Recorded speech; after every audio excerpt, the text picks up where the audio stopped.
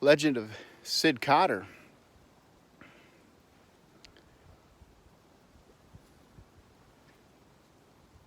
You know, nestled out in the Allegan Forest, there's a plethora of trails. And a few of the trails that I love to hike regularly usually end up, going in circles. Well, one particular evening, late October, I had just spent the whole day hiking on these trails, and I thought, you know what, I got enough time. I might as well explore a few other trails that I haven't quite been on yet. And so anyway, I started hiking down these trails, and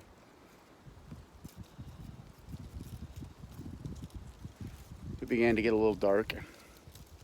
And, well, as luck would have it, I began to feel like I was lost. And it started getting really dark, really eerie, and it just felt like I was going in circles. And I thought I was going back to my car, and I think in reality I was going further from my car. Well, all of a sudden I heard what appeared to be something behind me. So I stopped for a second, and I turned, and there was a little old man out in the woods.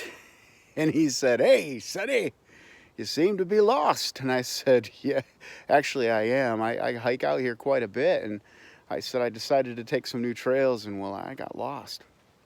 And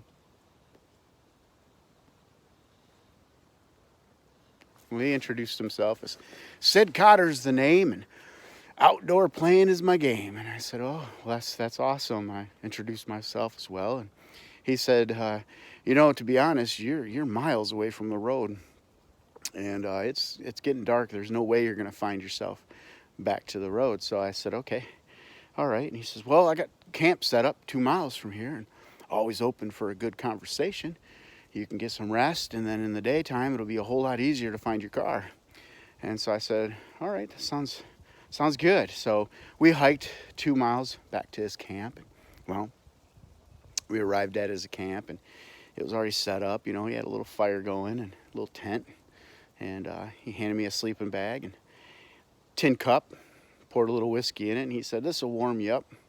And so we sat there, and he reached into his pocket and he pulled out a pipe. And so I reached into my pocket and I pulled out my pipe as well, and I said, "What kind of blend you got there?" And he says, "PA, it always makes the day."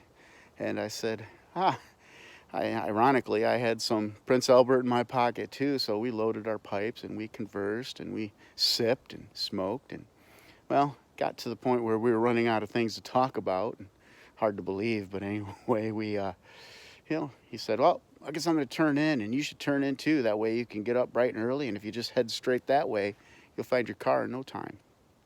Well, that morning I woke up, and there was no old man around at all. No sign of a camp.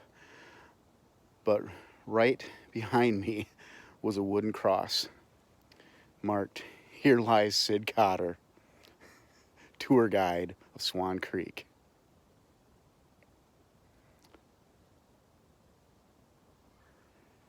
Thanks for watching.